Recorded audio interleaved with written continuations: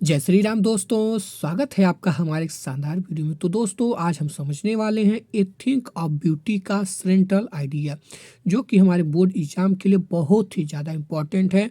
अगर आप इसे आज तैयार कर लेते हैं तो यहाँ से जो है अपनी 4 नंबर कंप्लीट मानिए।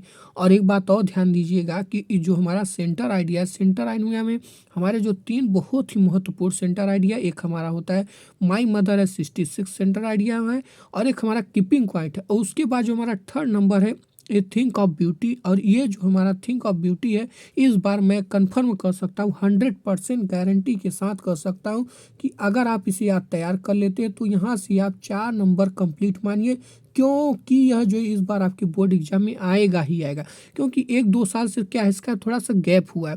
तो हमारे अनुमान के अनुसार यही है कि इस बार जो है ये बोर्ड एग्जाम में आपकी आएगा ही। तो आप लोग जो है इससे ज़रूर क्या कर लें, तैयार कर लें। और दोस्तों मैंने आप सबके लिए बहुत ही कर सकते हैं सिंपल साधारण शब्दों का जो है प्रयोग करके एकदम सरल से सरल जितना हो सके मैंने किया है, ताकि आपको जो है हमारे जितने वीक से वीक स्टूडेंट हैं वो क्या हो कर सके, समझ सके। क्योंकि उनको जो है इंग्लिश से बहुत डर लगता है और मैं उसी डर को भगाना चाहता हूँ। तो देखिए, चलिए शुरू करते हैं।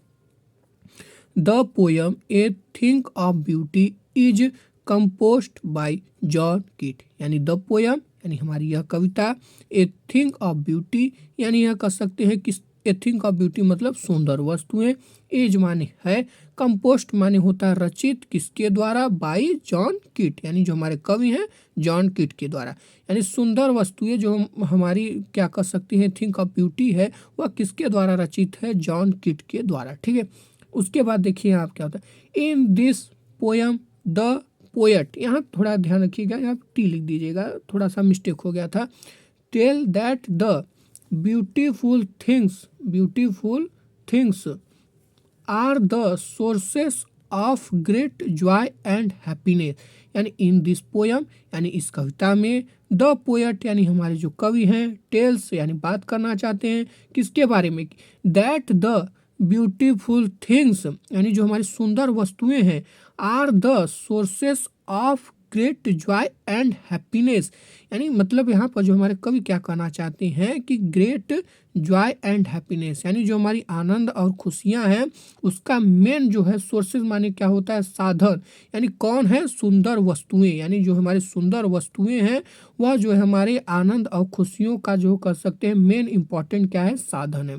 तो इस लाइन में जो हमारे कवि है यही हमसे कहना चाहते हैं कि the beautiful things are the sources of great joy and happiness. ठीक है, तो आप लोग जो है यहाँ तक समझ गए। और दोस्तों बहुत ही सरल मैंने जो है आप सबके लिए लाया, आप कमेंट करके हमें ज़रूर बताइएगा कि हमारा जो सेंटर आइडिया आपको कैसा लगा।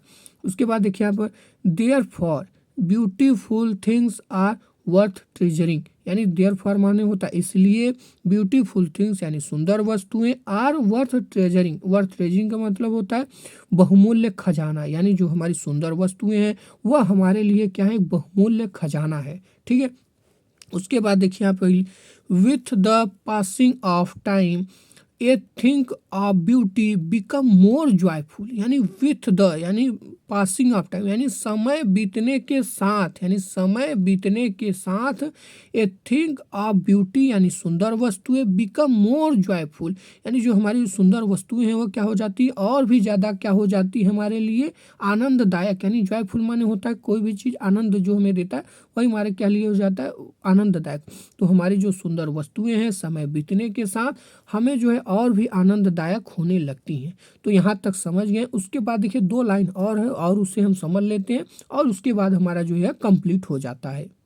उसके बाद दोस्तों, Grayson of God provide energy and happiness and make us feel happy. यानी जो हमारे भगवान हैं उनके द्वारा यह प्राप्त कर सकते हैं खजाना, या कह सकते हैं सुंदर वस्तुएं हमें क्या प्रदान करती है, एनर्जी कह सकते हैं कि आनंद, और खुशियाँ एंड हैप्पीनेस माने और खुशियाँ, और साथ ही साथ and make us feel happy, और हमें जो है अंदर से क्या कराती है, फील माने क्या करती, अंदर से एक खुशी का अनुभव कराती हैं। यानी कौन, हमारी सुंदर वस्तुएं।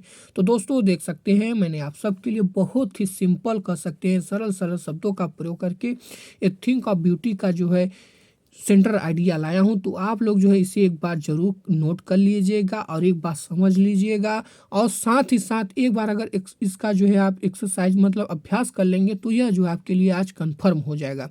और मेरा बस यही उम्मीद है कि ये जो है सेंटर आइडिया आपको अच्छा लगा हो और ये जो आपके बोर्ड एग्जाम के लिए उपयोगी हो, बस मैं यही चाहता हूँ। और आप लोग जो है कमेंट बॉक्स में ज़रूर कमेंट कर दीजिएगा कि आपको ये जो सेंटर आइडिया कैसा लगा, ताकि मेरा मोटिवेट बना रहे और ऐसे ही मैं शानदार वीडियो आप सबके लिए लाता रहूँ। इसी के साथ जय हिंद, जय भारत, वंदे मातरम।